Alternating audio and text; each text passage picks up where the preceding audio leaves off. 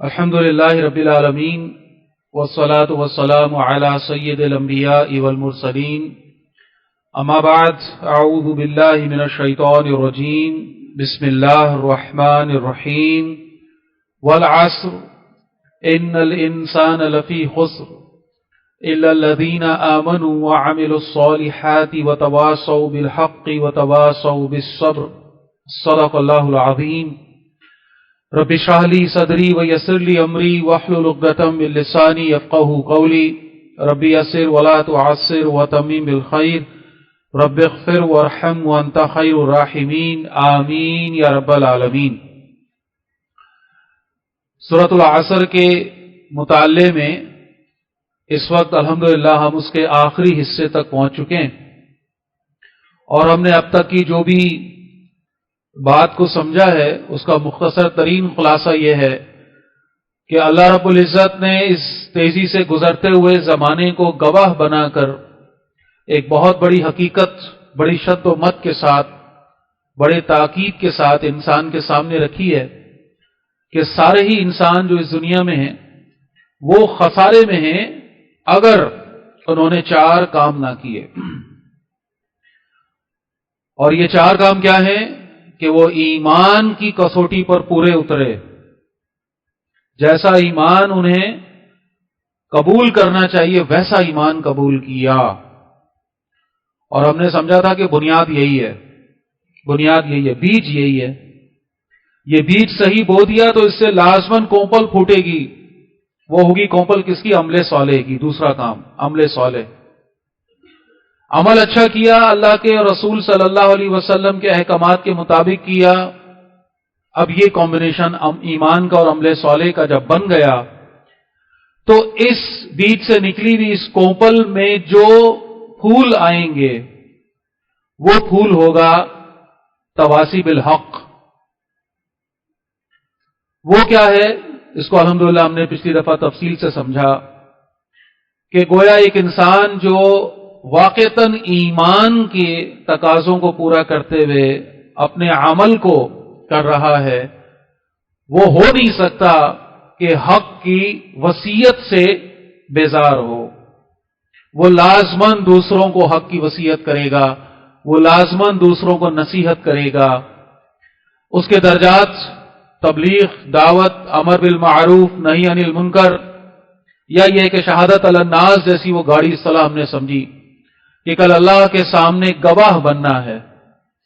ہم میں سے ہر شخص اس منزل کے لیے تیار رہے۔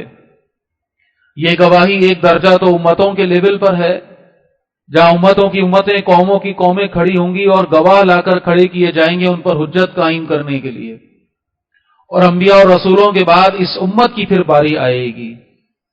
اور یہ گواہی ذاتی سطح پر بھی ہے، گھر والوں کی سطح پر بھی ہے، خاندان، دوست، عزیز، احباب کی سطح پر بھی ہے۔ لہذا ہر شخص مکلف ہے اپنے اپنے دائرہ میں اپنے استطاعت کے مطابق اللہ کے دین کو، حق کو دوسروں تک پہنچانے کا۔ الحمدللہ یہ بات ہم نے پچھلی دفعہ کسی درجے میں سمجھی۔ اب جو اگلی بات ہے سورۃ العصر کا جو آخری حصہ، یہ چوتھا کام، یعنی یہ جو پودا نکلا ہے، ایمان جس کا بیج ہے، عمل صالح جس کی کوپل ہے، تواصی بالحق جس کا پھول ہے، اس کا پھل کیا ہے؟ وہ ہے تواصی بالصبر۔ یہ ہو نہیں سکتا کہ جو پودا صحیح معنوں میں گرو کر رہا ہے، جس کی نشوونما صحیح رخ پر ہو رہی ہے، اس کا پھول جو ہے وہ پھل نہ دے۔ لازماً ہے کہ اس کا پھول جو ہے وہ پھل دے گا، اور اگر یہ پھل نہیں دے رہا تو اس کا مطلب کہیں کوئی گڑبڑ ہے۔ تو بات جو ہم سمجھ رہے ہیں وہ یہ ہے کہ تواصی بالحق اگر صحیح خطوط پر جاری ہے، اگر واقعتاً ایک شخص اللہ کے دین کی تبلیغ میں، دعوت میں لگا ہے، امر بالمعروف اور نہی عن المنکر، یہ اگر واقعتاً اس کی زندگی میں ہے تو اب ایک شے ناممکن ہے۔ بات کو سمجھیے گا، یہ نہیں میں کہہ رہا کہ کوئی مشکل ہے، اس بات کا امکان کم نہیں، ناممکن ہے کہ اب اس کی زندگی میں صبر کا مرحلہ نہ آئے۔ صبر تو کرنا پڑے گا، صبر کے مراحل آئیں گے.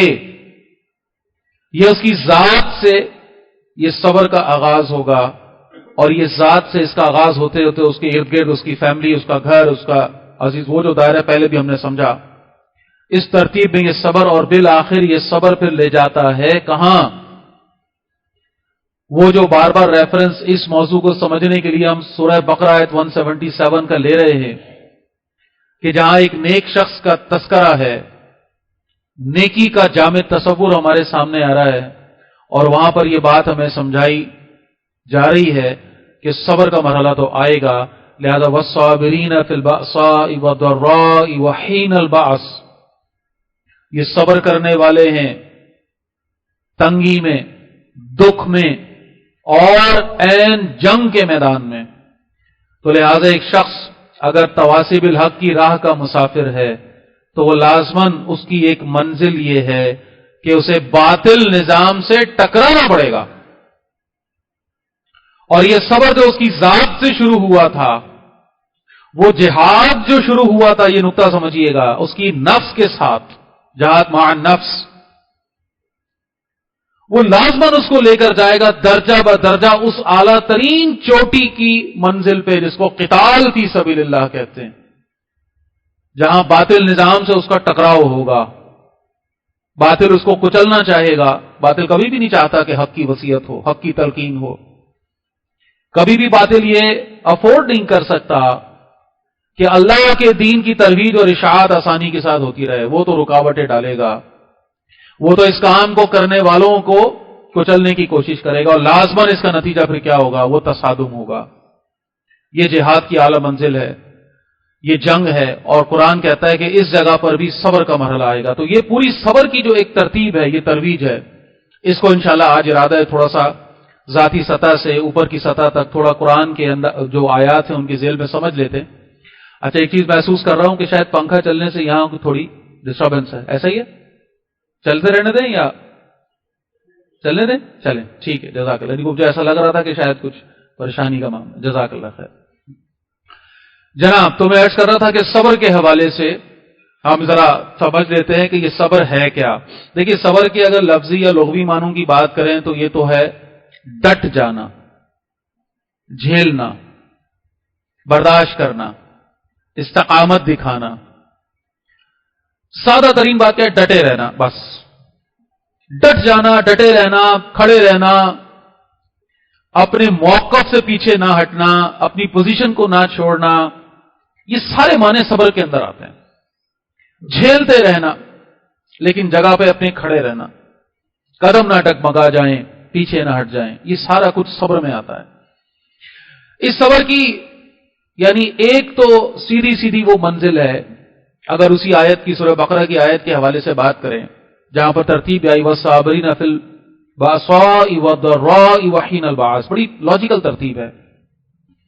ایک انسان اپنی زندگی میں، ہم نے پہلے بھی سمجھا تھا بڑی تفصیل کے ساتھ والعصر کی تفصیل میں، کہ وہ بہت سارے چیلنجز کا سامنا کر رہا ہے، اور یہ جو چیلنجز اس کو دیے گئے ہیں بطور انسان، یہ خلافت عرضی کا جو بہت بڑا چیلنج اس کے سامنے ہے.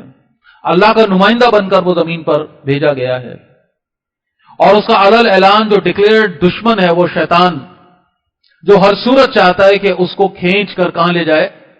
اس کو لے جائے جہنم میں، کیونکہ اس کی منزل تو جہنم ہے. اپنے ساتھ جتنوں کو لے جا سکتا ہے لے کے جا رہا ہے، کوشش میں لگا ہے، اور پوری، میں لفظ استعمال کر رہا ہوں، استقامت کے ساتھ اس کوشش میں لگا ہے. لمحے کے لیے بھی غافل نہیں ہے، اس نے کبھی ہار نہیں مانی، نہ ہی کسی انسان کے ساتھ وہ ہار مانتا ہے. دیکھیے، انبیاء اللہ کے چنے ہوئے لوگ ہیں جن کا معاملہ خاص ہے. ان کے علاوہ جتنے دیگر افراد ہیں وہ اس خطرے میں ہیں ہر وقت، آخری سانس تک، کہ شیطان اچک نہ لے جائے، شیطان ان کے ایمان کو ان سے چھین نہ لے. ایک شخص 3-4 گھنٹوں سے بڑی اچھی ڈرائیونگ کرتا ہوا آ رہا ہے، بڑی بہترین ڈرائیونگ، سارے اصولوں کے ساتھ، دیکھنے والے دیکھ رہے ہیں، کہہ رہے ہیں کیا زبردست ڈرائیور ہے، 4 گھنٹے سے ہم دیکھ رہے ہیں اس کے ساتھ بیٹھے ہیں، بہت بہترین ڈرائیونگ کر رہا ہے. لیکن ہوا کیا؟ ایک لمحے کی کوئی غفلت اس سے ہوئی، ایک لمحے کی، اور ایک لمحے کی ایک غفلت نے اس کی جو بھی وہ گاڑی جو چلا رہا ہے کیا کیا، خدا نہ خاصا ایکسیڈنٹ، اور اس ایکسیڈنٹ کے نتیجے میں بڑا جانی نقصان ہو گیا. اب اس سے کہا جائے کہ یہ کیا کیا تو نے، کہ 4 گھنٹے سے تو بڑی اچھی ڈرائیونگ کر رہا تھا. بھائی تو نے وہ ساری پچھلی اپنی محنت کیا کی، زیرو کر دی، برباد کر دی. اللہ تعالی ہماری ایمان کی حفاظت فرمائے، آخری سانس ہمارا ایمان پر نکلے. یہ دعاؤں میں سب سے بڑی دعا ہے، یا اللہ خاتمہ ایمان پر فرما، ایمان کی دولت بچا کر اس دنیا سے لے جانے کی توفیق دے، یہ فضل ہم پر فرما دے. اس سے اہم دعا نہیں ہے کوئی. کیوں؟ کیونکہ وجہ یہی ہے، شیطان آخری سانس تک کوشش میں لگتا ہے. وہ یہ نہیں دیکھتا جی یہ صاحب تو بڑے عبادت گزار بن گئے، یہ تو بڑے نیک بن گئے، بلکہ جو عبادت گزار اور نیک بن جاتے ہیں، اللہ کے دین میں لگ جاتے ہیں، اب تو شیطان کا براہ راست ان سے ٹاکرا ہو جاتا ہے. جو پہلے بےہودگی، بے حیائی، فحاشی، نافرمانیوں میں لگے ہوئے ہیں، شیطان کے لیے کیا مسئلہ ہے ان کو مزید کچھ کرنا؟ وہ تو ٹھیک ہے، آٹو پہ لگ گئے ہیں، ان کا کام کر رہے ہیں. اب تو اصل دشمن وہ ہیں جو اللہ کے دین میں لگے ہوئے ہیں. تو اس کی پلاننگ، اس کی منصوبہ بندی، اس کی ساری اسٹریٹجیز تو ان کے خلاف اصل میں نکل کر آئیں گی نا. تو آنچ پر تو یہ لوگ ہیں جو اللہ کے دین کے لیے اپنے آپ کو فارغ کیے ہوئے ہیں، اللہ کے دین پر عمل کرنے کی کوشش میں لگے ہوئے ہیں. شیطان ان کو ورغلانے کی زیادہ محنت میں لگا ہوا ہے. بہرحال جو ہم بات سمجھ رہے یہ ہیں کہ یہ جو دشمنی ہے شیطان کی، اب ذرا غور کیجئے. ایک شخص کہے کہ جی صبر کا مرحلہ تو آنا ہی نہیں ہے، جی کیسے ممکن ہے؟ آغاز ہی کہاں سے ہو جائے گا؟ آغاز ہو جائے گا بالکل اس کے دن کے آغاز سے، جب صبح صبح اس کو سردی جو ہے آج کل کی اگر بات کریں، اپنے لحاف سے نکل کر نماز کے لیے کھڑے ہونا ہے. کام تو شیطان نے رات سے شروع کر دیا اس کے لیے. وہ تو رات کو ہی اس کو جب وہ سونے کے لیے لیٹا ہے جا کر تو اس کو بہلا رہا ہے، پھسلا رہا ہے، سمجھا رہا ہے کہ لمبی رات ہے، ٹینشن کیا ہے تجھے، تھوڑا بیٹھ، تھوڑی بات چیت ہو جائے، تھوڑا کوئی، اب یہ تو میں جو جائز کام ہے ان کی بات کر رہا ہوں، کوئی تھوڑا اپنا کام نپٹا لو، کوئی فائل اپنی مینٹین کر لو، کوئی فلاں چیز پوری کر لو، کوئی فلاں کام کر لو، دیر سے سونے کی کوئی قیامت نہیں آ جائے گی، بہت لمبی رات ہے، آرام ہے. کسی نہ کسی انداز میں اس کو بہلا رہا ہے، پھسلا رہا ہے، لگا رہا ہے، یہ کر لو، وہ کر لو، فلاں جگہ ایسے کر لو، ویسے جاگو، کیونکہ اس کو پتا ہے جتنی دیر تک اس کو میں جگاؤں گا صبح اتنا آسان ہوگا میرے لیے اس کو سلائے رکھنا. تو کام تو اس نے پہلے، اب دیکھیے کام صبح کا ہے، پلاننگ اس کی دیکھیں کام کہاں سے کر رہا ہے، 8-10 گھنٹے پہلے سے اس نے ترتیب بنانی شروع کر دی ہے کہ اس سے صبح کی نماز چھوڑوانی ہے، جگاؤ اس کو، جگاؤ اس کو. اور خدا نہ خواستہ، خدا نہ خواستہ، خدا نہ خواستہ معاملات کیا ہوں، اس جائز سے ناجائز کی طرف ہوں، تو پھر تو موبائل ہے نا ہمارے ہاتھ میں بھائی، یہ ٹی وی تو ہے نا ہمارے گھر میں، آؤ بیٹھو دیکھو کیا زبردست زبردست چیزیں ہیں اس کے اندر. ٹائم گزارنے کا کیا انتظام کیا ہے بھائی شیطان نے، ایک کے بعد ایک وہاں پر آپ جو ہے وہ دیکھتے چلے جائیں، دیکھتے چلے جائیں، ایک سے بڑھ کر ایک وہاں پر انٹرٹینمنٹ. آپ نوٹ کیجئے دنیا کا سارا ٹیلنٹ نچڑ کر آج اس جگہ پر آ گیا، سارا ٹیلنٹ، بہترین صلاحیتیں آج انسان کی کس کام میں لگ رہی ہیں؟ فیس بک اور یوٹیوب کے ویڈیوز بنانے میں لگ رہی ہیں، ٹک ٹاک کی ویڈیوز بنانے میں لگ رہی ہیں، ریلز بنانے میں لگ رہی ہیں، اور کیا کیا کچھ ہے اس کے اندر، کیا کچھ ہے اس کے اندر، ہر شخص کے مزاج کا سامان اس میں ہے. یہ فیس بک اور یوٹیوب اور اس طرح کی جتنی بھی چیزیں ہیں، اس کو اس درجہ انہوں نے انٹیلیجنٹ بنایا ہے کہ یہ مجھے پہچانتے ہیں، مجھے جانتے ہیں، میری ذہنیت، میری سوچ، میری پسند، میری ناپسند. وہ جانتے ہیں کہ یہ شخص کس چیز کو دیکھنا پسند کرتا ہے، کس چیز پہ زیادہ دیر رکتا ہے، کس چیز سے یہ ٹھٹکتا ہے، رکتا ہے، لہذا وہ اسی حساب سے مجھے ایک کے بعد ایک، ایک کے بعد ایک، ایک کے بعد ایک. اور جب انسان کہیں سوچے گا کہ بھئی ٹھیک ہے یار کافی دیر ہو گئی، ایک دم سے اس کے سامنے کوئی ایسا بہترین اور کوئی شے آ جا رہا ہے، چلو اس کو دیکھ لیتے ہیں، اور پھر دوبارہ. اور فلمیں ہیں، ڈرامے ہیں، نہ جانے کیا کچھ ہے، اور تبصرے ہیں، سیاسی تبصرے ہیں، تو نہ جانے کیا کچھ ہے. لیکن کام کیا ہو رہا ہے شیطان کا؟ رات کو جگاؤ جگاؤ جگاؤ. اب ایسے میں یہیں سے آغاز اس جنگ کا ہو گیا. پھر جب صبح وقت ہوا ہے، نیند پوری نہیں ہے، تھکن ہے، اور وہ سارے معاملات ہیں، اور صبح پھر اس کے لیے بڑا آسان ہے سلائے رکھنا، تھپکیاں دینا. وہی جو جگا رہا تھا رات میں اب وہ سلا رہا ہے، تھپکیاں دے رہا ہے، لوریاں دے رہا ہے. اور کیا وہ الفاظ ہیں حدیث کے، اللہ اکبر، وہ تو تصور آتے ہی ایک ایسی عجیب کیفیت، تو وہ تو ذہن میں لایا کریں جب صبح اٹھنے میں خدا نہ خواستہ اگر کوئی مشکل ہو رہی ہو. تو فرمایا کہ شیطان پیشاب کرتا ہے اس شخص کے منہ پر جو سوتا رہ رہا ہوتا ہے فجر کے وقت. تو بہرحال یہ کہ یہ انسان اسی جگہ پر اس جنگ میں شامل ہو گیا، اس صبر کے مرحلے میں شامل ہو گیا. اب اٹھ کے جائے گا، نفس کو کچلے گا، پھر اب اس صبر کے مرحلے میں آگے بڑھتے چلے جائیں.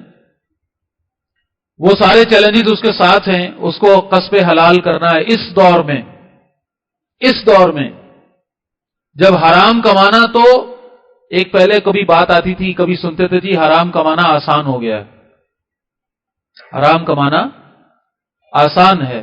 تو بات یہ ہے کہ اب یہ سٹیٹمنٹ چینج ہو گیا.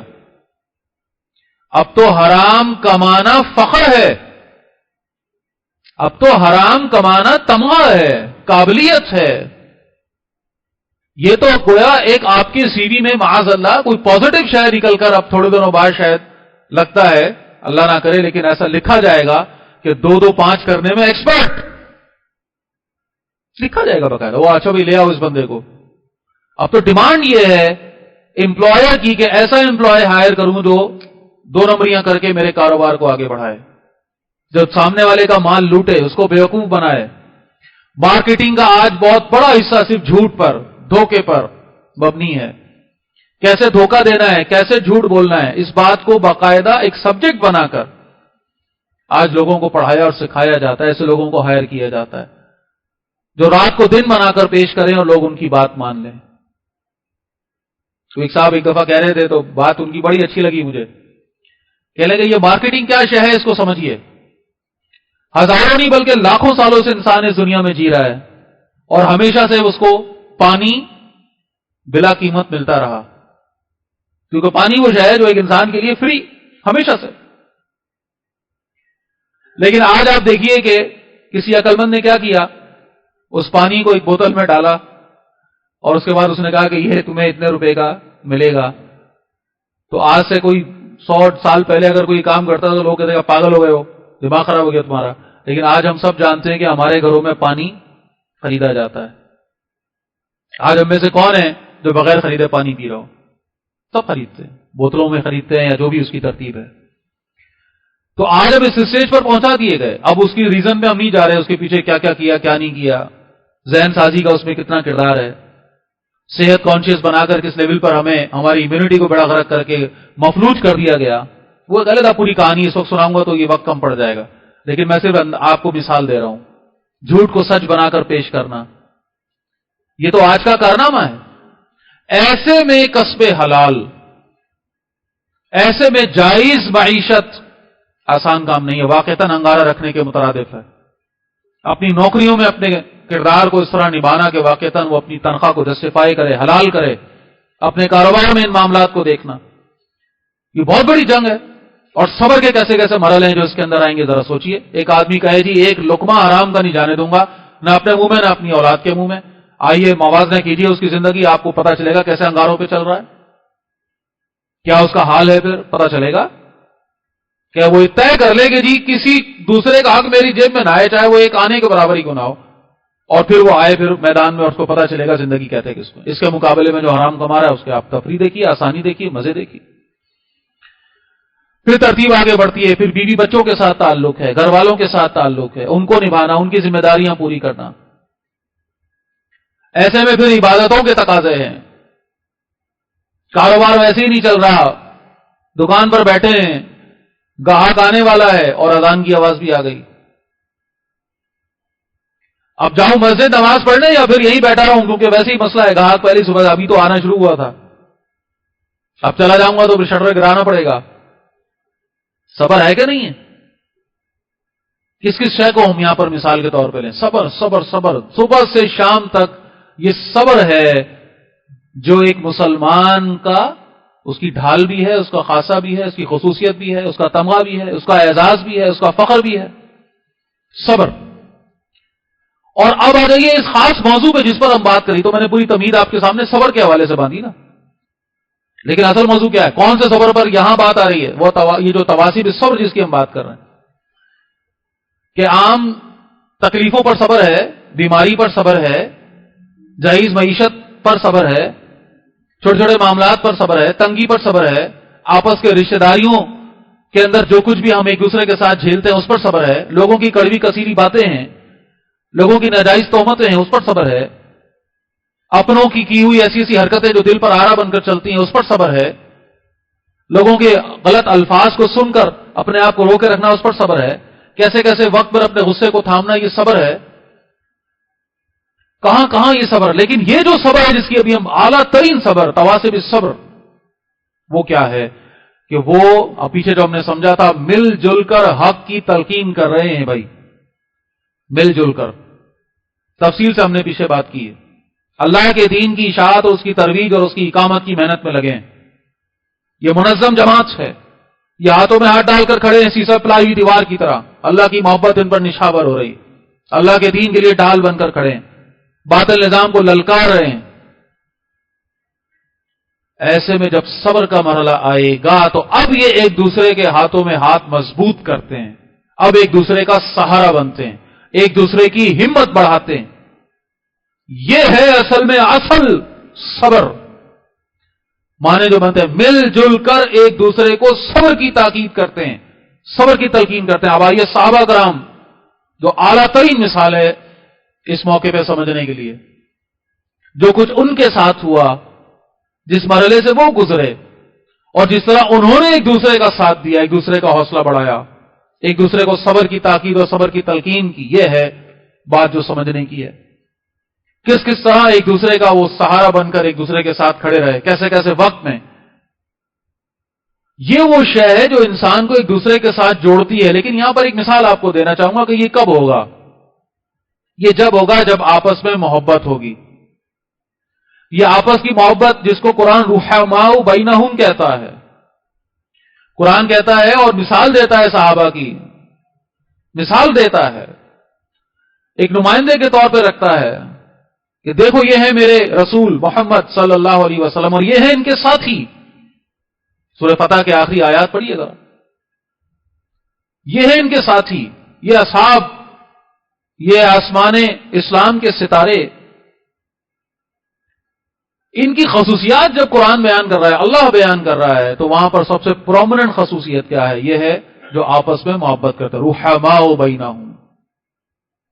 وہ ساری باتیں ہو گئیں کہ رکوع میں ہیں، سجدے میں ہیں، ان کے چہروں پر وہ نشان ہے اللہ کی عبادت کے، اللہ کی رضا کے متلاشی، اور یہ سخت ہیں کافروں کے لیے، اللہ کے دین کے دشمنوں کے لیے۔ یہ کوئی نرم چارہ نہیں ہے، سورہ مائدہ میں بھی یہ موضوع آتا ہے 54 میں۔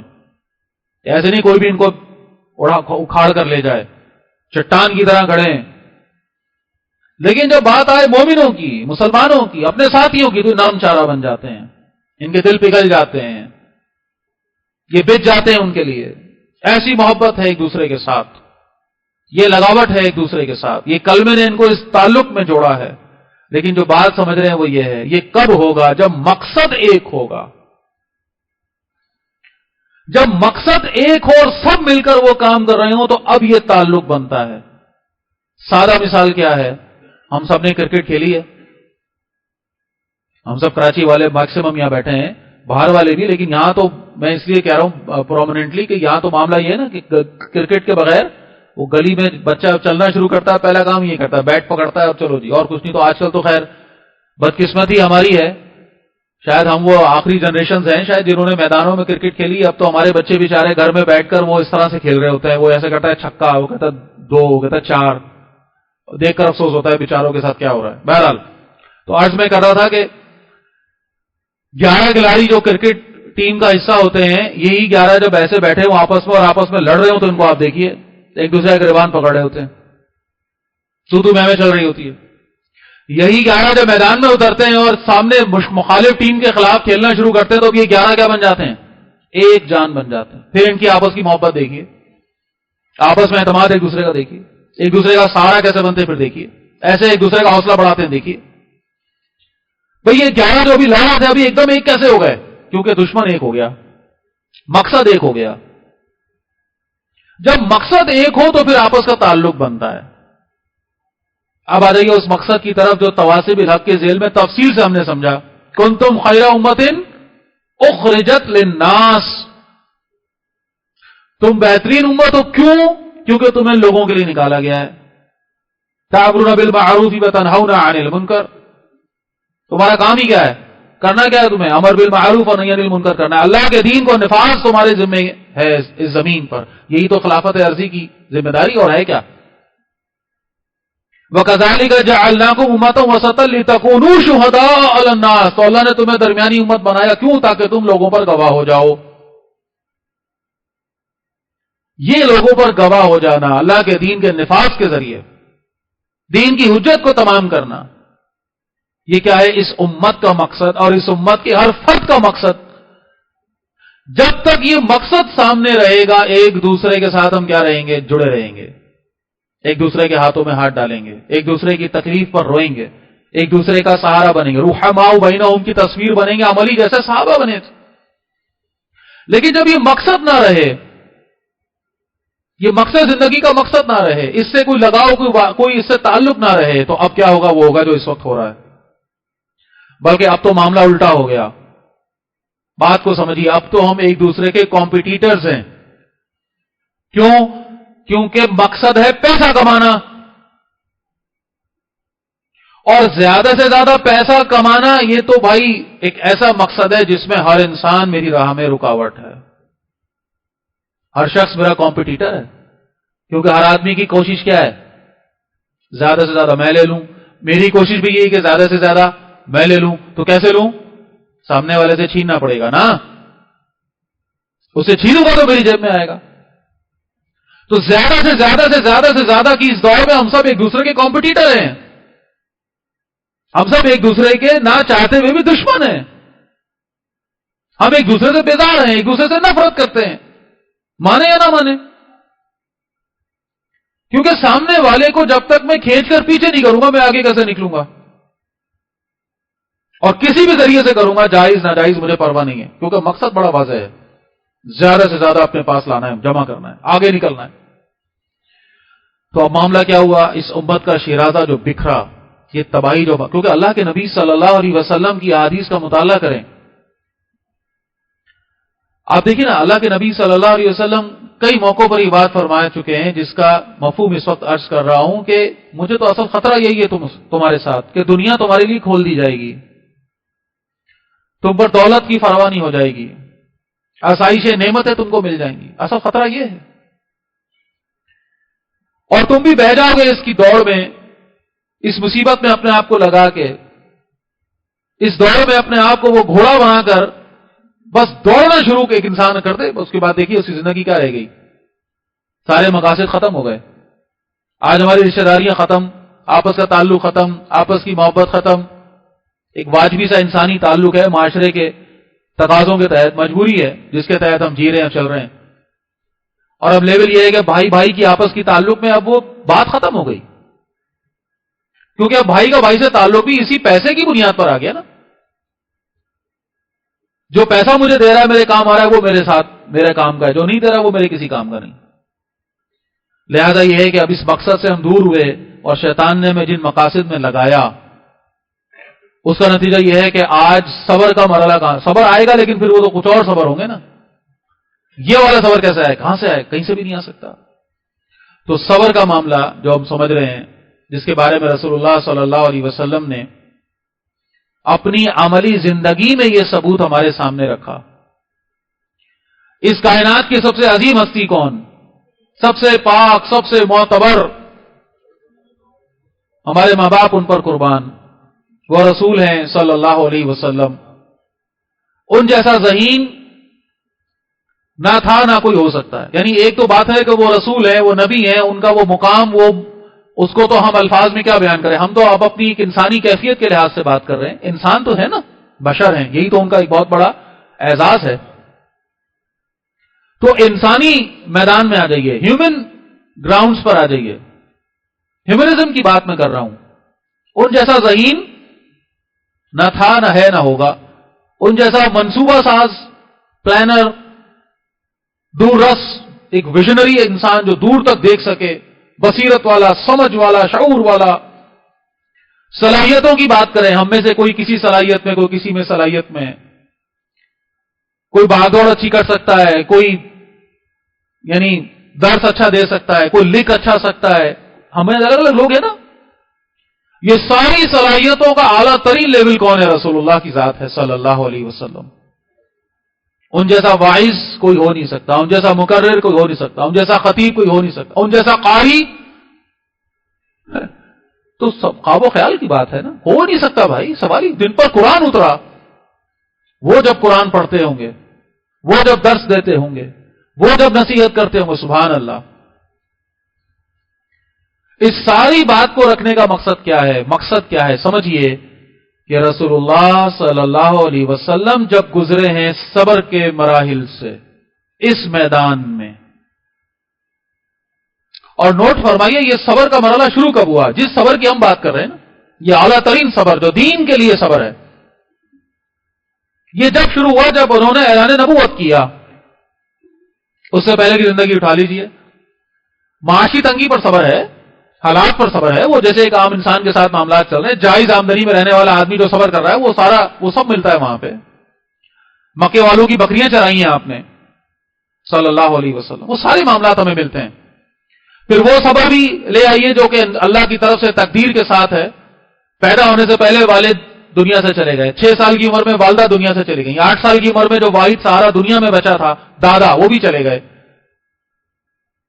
یہ سارے معاملات ہیں، یہ سارے صبر کے ہر انسان کے ساتھ مختلف انداز میں سب. لیکن جو یہ والا صبر ہے آپ نوٹ کیجئے، بلکہ وہ واقعہ ذرا ذہن میں لائیے نبوت سے پہلے کا، کہ جب تلواریں نکلی ہوئی ہیں، بڑے بڑے سردار تلواریں میان سے نکال چکے ہیں، اور حرم جو ہے وہ خونے زمین جنگ بننے والا ہے، خونی سرزمین بننے کے بس تیار ہے سب کچھ. کب؟ جب حجر اسود نصب کرنے کا معاملہ ہوا ہے، کیونکہ یہ قبیلوں کی انا پر بات آ گئی ہے. کون نصب کرے گا اس کو؟ جو نصب کرے گا وہ اعلیٰ ہو جائے گا، باقی اس سے کمتر ہو جائیں گے. تو یہاں تو کیفیت یہ ہے کہ بس گردنیں کٹنے شروع ہی ہونی ہے. تو وہیں کچھ لوگوں نے کچھ رائے دی، عقل مندی کا، کہ دیکھو جو آئے گا سب سے پہلے ہم اس کو حکم بنا لیں گے. یہاں تک بھی یہ سمجھ لیجئے کہ یہ ہو تو گیا، لیکن کوئی پتہ نہیں تھا آنے والے پر پھر بحث چھڑ جاتی، نہیں بھائی یہ تو تمہارا بندہ آ گیا، یہ تو ہمارا بندہ نہیں ہے، ہم نہیں مانیں گے وغیرہ وغیرہ. لیکن کیا ہوا؟ اللہ کا کرنا، اللہ کی تقدیر. اور یہ ہمارے اور آپ کے لیے سمجھنے کا بڑا اہم مقام کہ کون تشریف لائے. آپ سمجھیے گا اس بات کو، محمد بن عبداللہ تشریف لائے صلی اللہ علیہ وسلم. رسول اور نبی نہیں آئے ہیں ابھی کون آیا ہے وہاں سے؟ محمد بن عبداللہ صلی اللہ علیہ وسلم.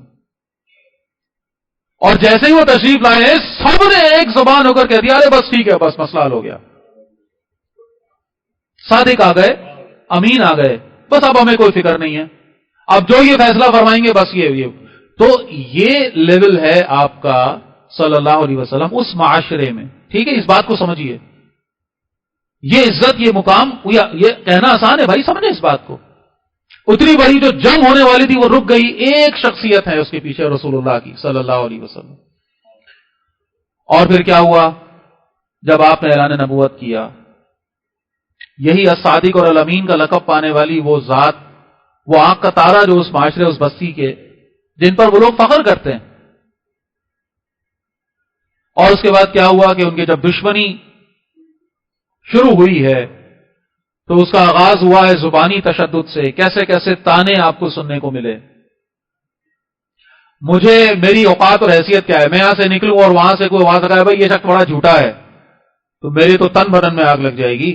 حالانکہ میری کیا اوقات، بس اللہ پردہ ڈالے رکھے.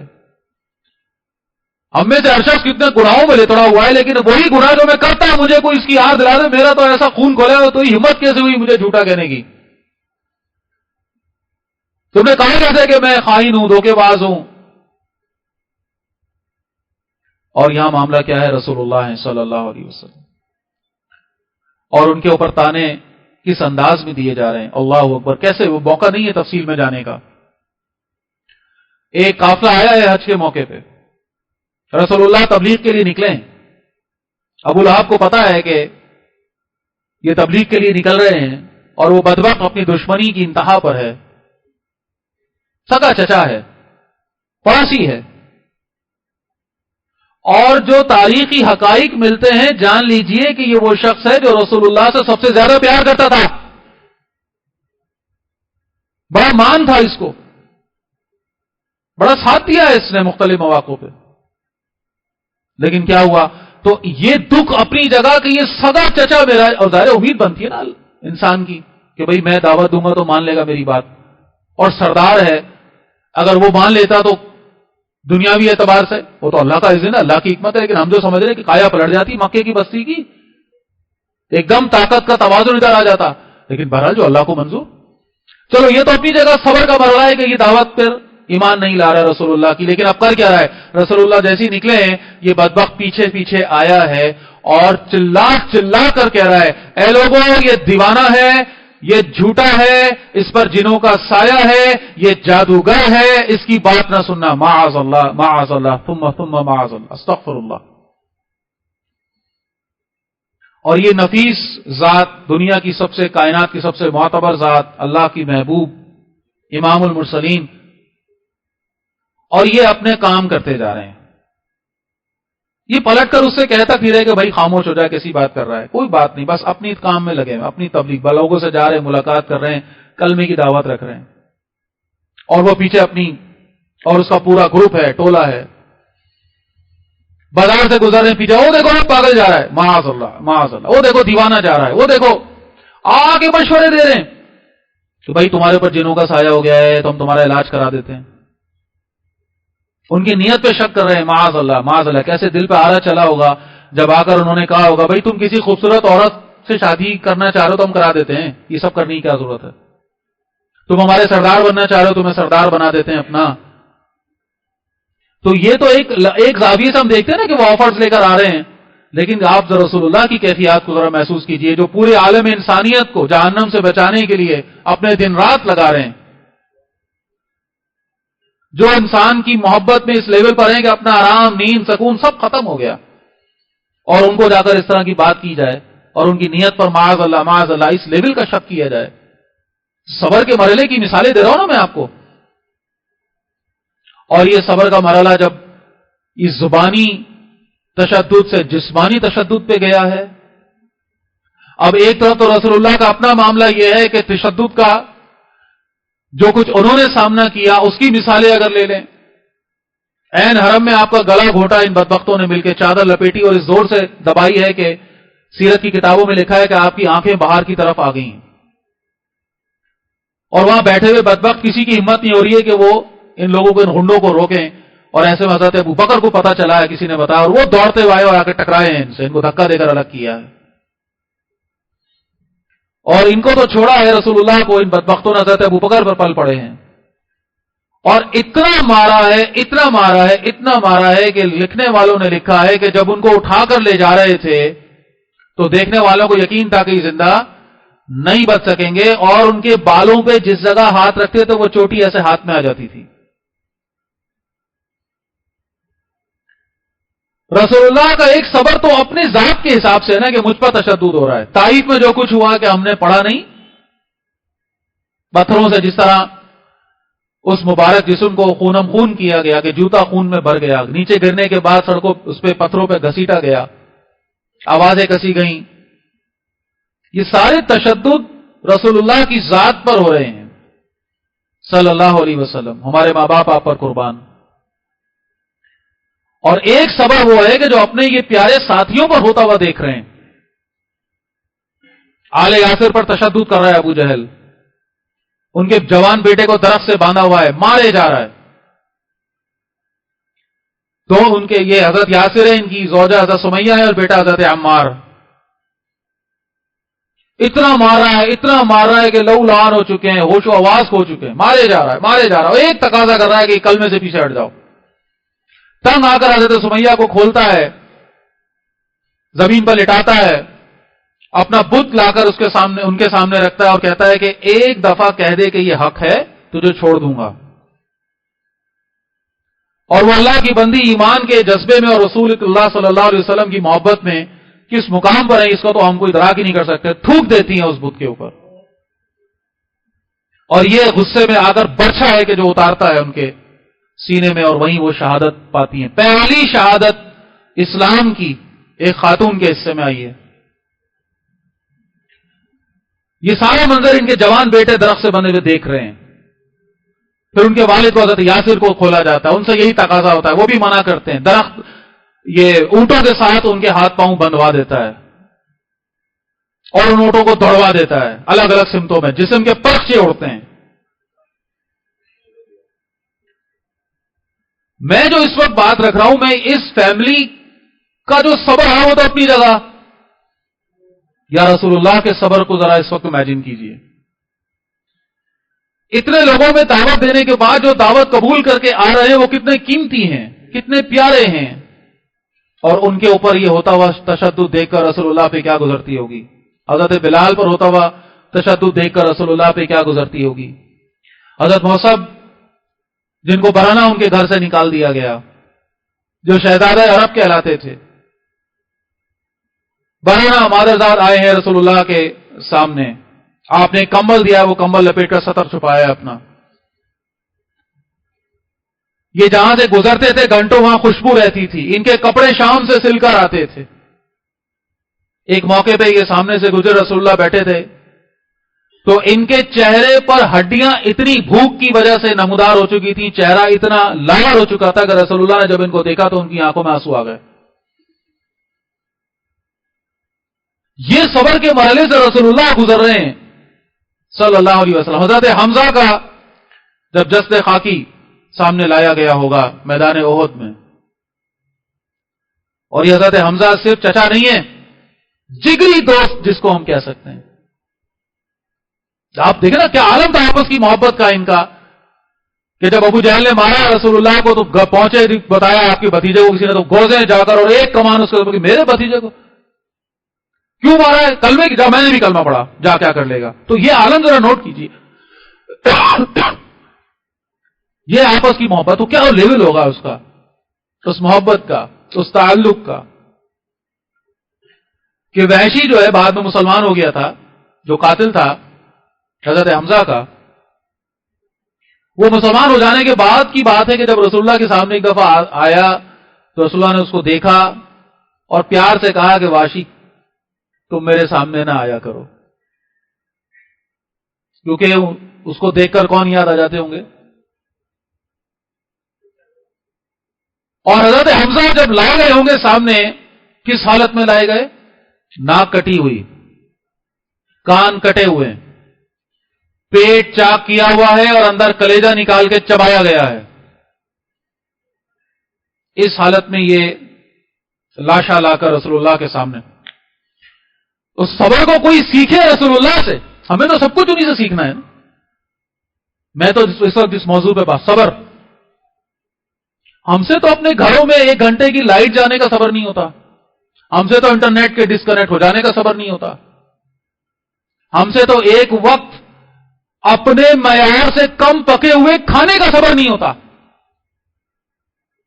ہم کیا دین کی بات کریں گے، ہم کیا تواصب الحق کے تقاضے ادا کریں گے، ہم کیسے اس دین کی اقامت میں اپنا کردار ادا کریں گے؟ ذرا تصور کیجئے، تواصی بالحق، حق کی وصیت کرنا اور اس کے نتیجے میں آنے والے مرحلوں پر صبر کرنا، یہ کون فرما رہا ہے؟ اللہ فرما رہا ہے قرآن میں، یہ کرو گے تو اس خسارے سے بچو گے جس وہ خسارہ وہ جہنم کی آگ تمہارے انتظار میں ہے۔ اپنا اپنا جائزہ لیں کہ ہماری زندگیوں میں کہاں ہیں یہ 4 کام: ایمان، حقیقی ایمان، عمل صالح، تواصی بالحق، تواصی بالصبر۔ اور یہ صبر ہمیں مل جائے تو اب بس یہ بات کو مکمل کر رہا ہوں، کچھ آیات آپ کے سامنے، بس کا وقت نہیں بچا، ریفرنس ہی رکھوں گا۔ یہ صبر کرنے والے کتنے خوش نصیب ہوتے ہیں، یہ اللہ کے محبوب بندوں کی صفت ہے۔ اللہ رب العزت نے آل عمران میں اپنے پیارے، اپنے محبوب بندوں کا تذکرہ فرمایا تو پہلی وصف ان کی بتائی الصابرین، یہ صبر کرنے والے ہیں۔ پھر اسی طرح اللہ نے سورہ حج میں انہی لوگوں کے بارے میں فرمایا والصابرین علی ما اصابہم، جو کچھ ان پر گزرتی ہے ان پر صبر کرتے ہیں۔ پھر اسی طرح یہ محبت اللہ کی ان کے حصے میں آتی ہے، سورہ آل عمران میں فرمایا واللہ یحب الصابرین، اللہ محبت کرتا ہے ان صبر کرنے والوں سے۔ اللہ کی مدد ان کے ساتھ ہوتی ہے، واللہ مع الصابرین۔ صبر کرنا انسان شروع تو کرے، پھر دیکھے اللہ کی مدد کیسے شامل حال ہوتی ہے، اللہ کیسے اس کو تھامتا ہے۔ ہم تو یہ رسک لینا ہی نہیں چاہتے نا، مسئلہ یہ ہے۔ ہم تو چاہتے ہیں پیسے سے ہی ہمارے سارے مسئلے حل ہو جائیں، ہمیں اللہ کی مدد نہیں چاہیے، معاذ اللہ. منہ سے نہیں کہتے لیکن عمل سے تو یہی ثابت کرتے ہیں نا.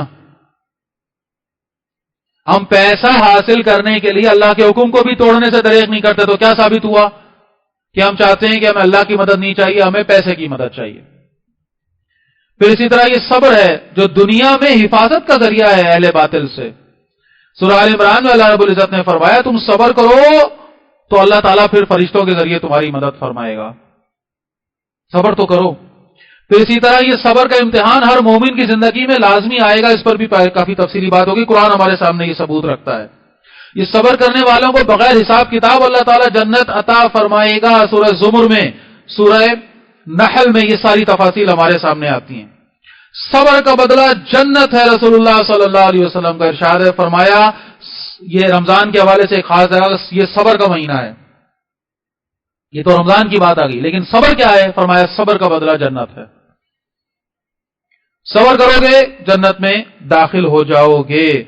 اور آخری بات اس میں سمجھ لیجئے، جو شروع سے آغاز سے جس بات کو میں نے بنیاد بنایا تھا، اللہ رب العزت نے قرآن میں 4 سے 5 دفعہ بڑے چیلنجنگ انداز میں یہ بات ہمارے سامنے رکھی ہے. سورہ بقرہ میں، سورہ آل عمران میں، سورہ عنکبوت میں اور دیگر مقامات پہ. جس کا حاصل کیا ہے، جس کا مفہوم کیا ہے، کیا سمجھا ہے تم نے؟ ایسے ہی جنت میں داخل ہو جاؤ گے. اب اس کا مفہوم عرض کر رہا ہوں اپنے الفاظ میں کہ کیا جنت کوئی ایسی سستی چیز ہے؟ جنت کوئی ایسی ایزی ٹارگٹ ہے؟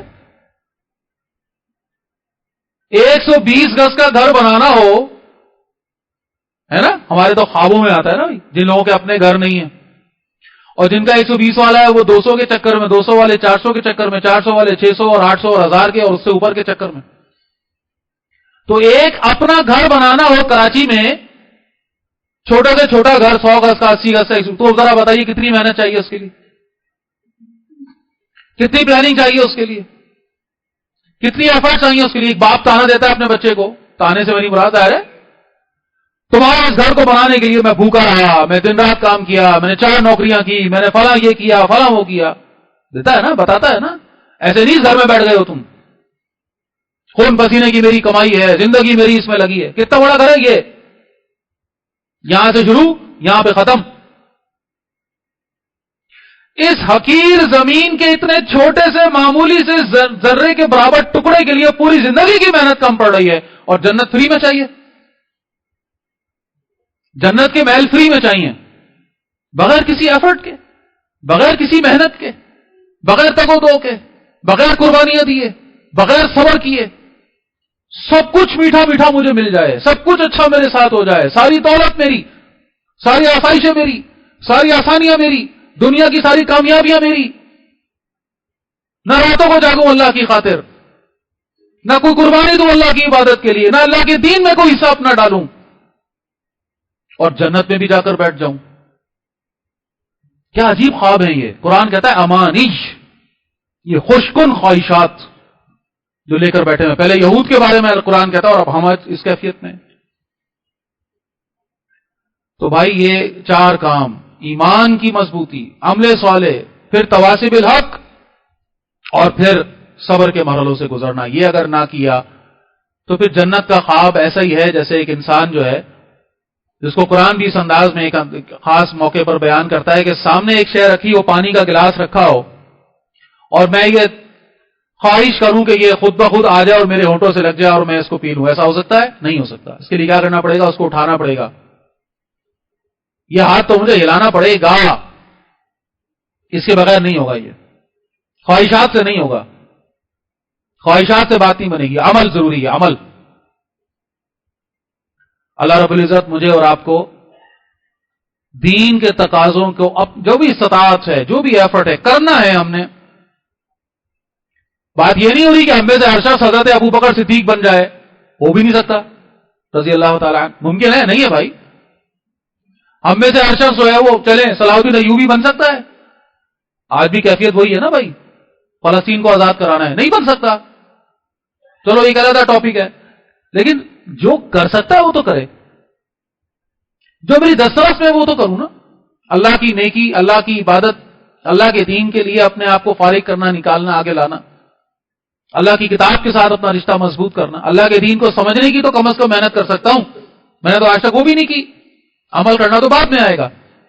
میرا کتنا وقت لگا اللہ کے دین کو سمجھنے کے لیے، ذرا اس پر غور کر لوں. میں آتھینٹک مستند ذرائعوں سے میں نے کتنا دین کو سمجھا ہے، کتنی حدیث کی کتاب میں نے پڑھی، کتنی تفاسیر میں نے پڑھی. دین کے اساتذہ کرام، ان کے ساتھ کتنا وقت میرا گزرا دین کو سمجھنے کے لیے. ذرا جائزہ لوں اپنا اور پھر فیصلہ کروں.